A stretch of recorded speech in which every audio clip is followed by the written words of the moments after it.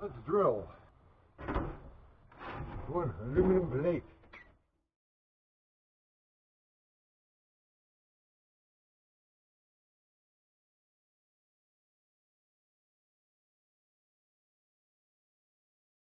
Okay, I want to show you this nifty little thing. This is one of the best tools I ever bought. I got it in a cutout bin for $1. It's got a very sharp point on one end, a blunt point on the other, and it's a nail set or a hole punch. Self-contained, because it's spring-loaded, okay? It's a wonderful little tool to have. I'm starting with the centerpiece because the two pieces that go out, I want those holes precise, so by having this already set, that'll set those holes very precisely.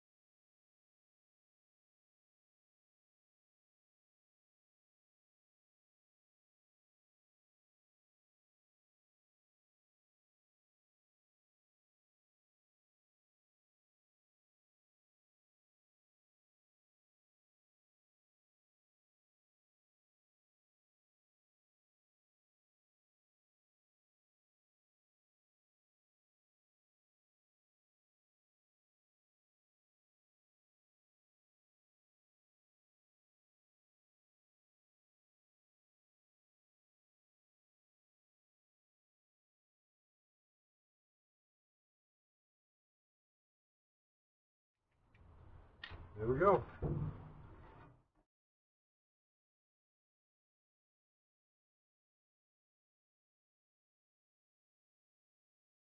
Okay, now let's make a cake. Another project I've been putting off. Okay, we're going from scratch, because I got this recipe on my phone here. Yep, there we go, okay. Well, we're going to need 3 eggs, so I always start with the eggs. I learned a new trick yesterday on dealing with eggs.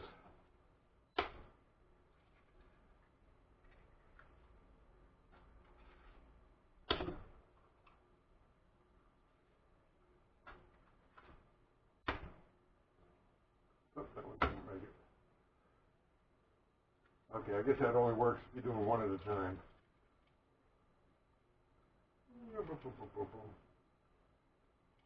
Last time the cake didn't work so good, so I decided I'm going to go ahead and use real eggs this time instead of egg substitutes. As you may recall, for some time I was using applesauce as an egg substitute. This time I'm not. Because I want a good cake this time, damn it. There's my eggs all mixed up. I'll probably do the eggs first so you get them all mixed up. Nice. Half a cup of shortening. I'm going to do all the liquids first. Whoop.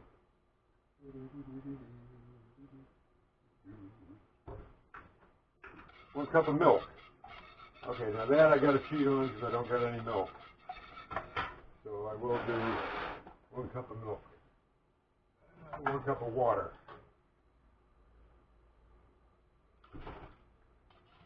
Okay, now 1½ cups of white sugar. There's ½ a cup. Okay, that's a lot of sugar. 1/2.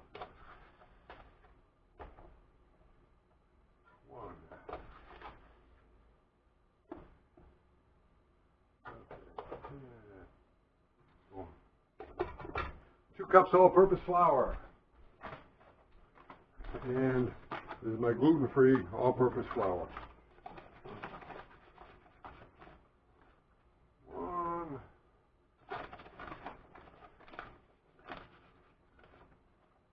2.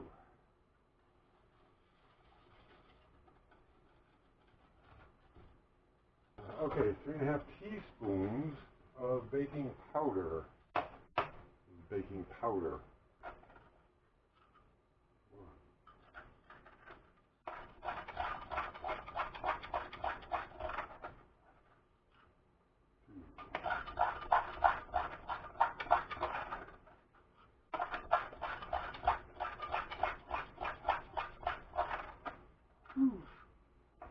1, 2. Give it a good half. Oh, teaspoon of salt. Salt. Boom.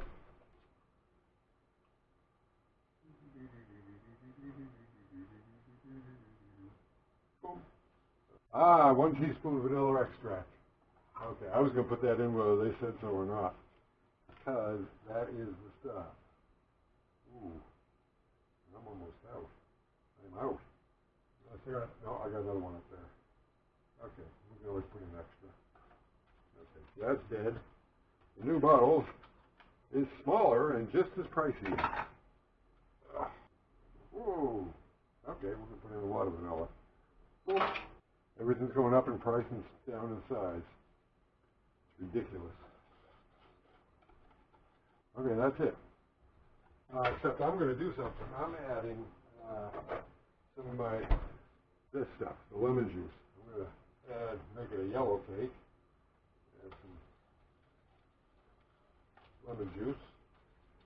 And then after I mix it all up good, I'm going to add whatever I've got left of chocolate chips.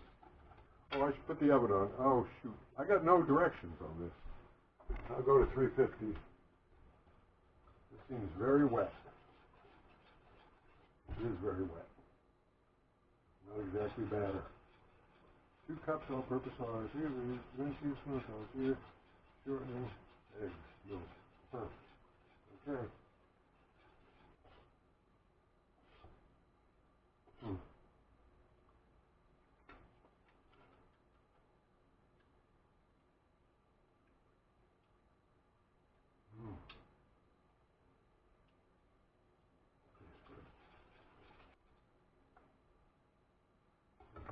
Good.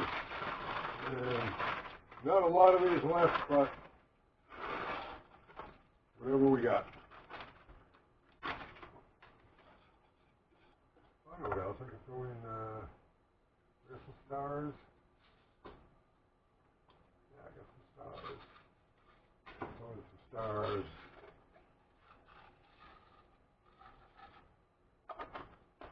Boom. And throw in some pearls. Sugar pearls. That.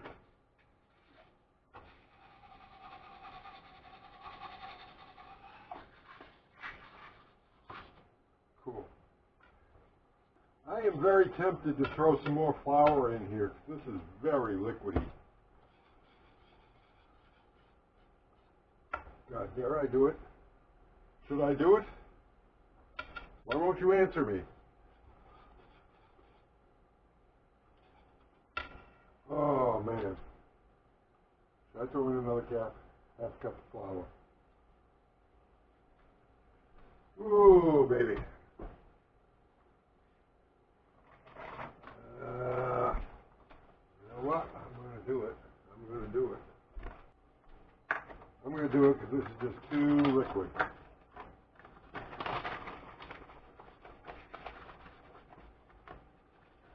Another half cup of flour. So if it's wrecked, I wrecked it. There's definitely more battery now. Still pretty damn soupy though. See, look at that. That's very, very watery. Very liquidy. I had to mash up a pan to make it fit my small oven.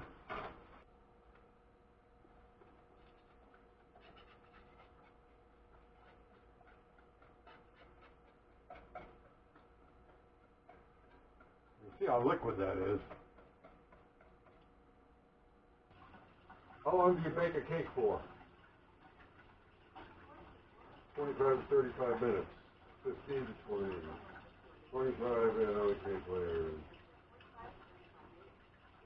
30 to 35. 50 to 55. Oh! You got a bigger pan, you go to a lower temperature and cook it longer. Okay, we'll try that.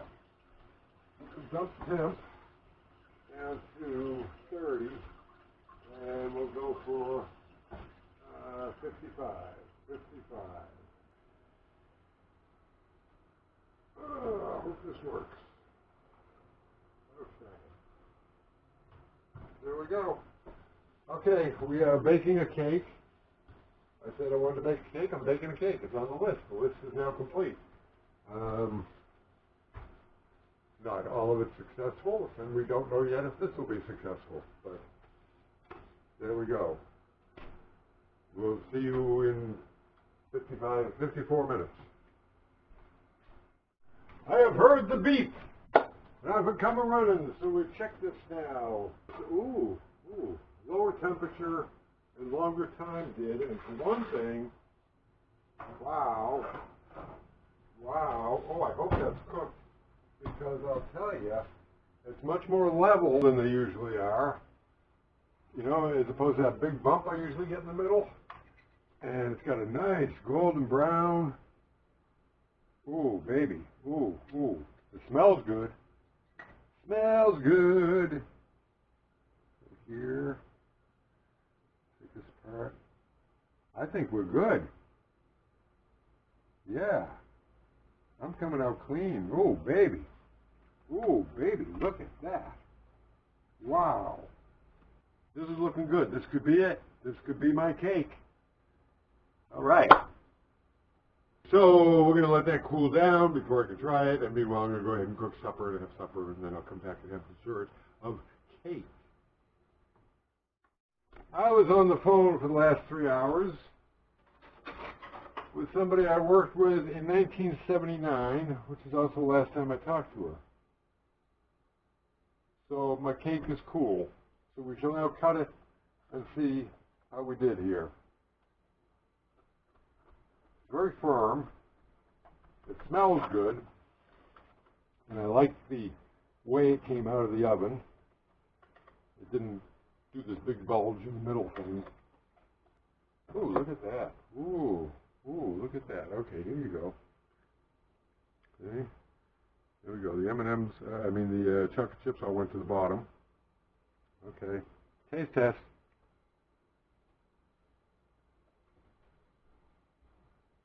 Nice chew.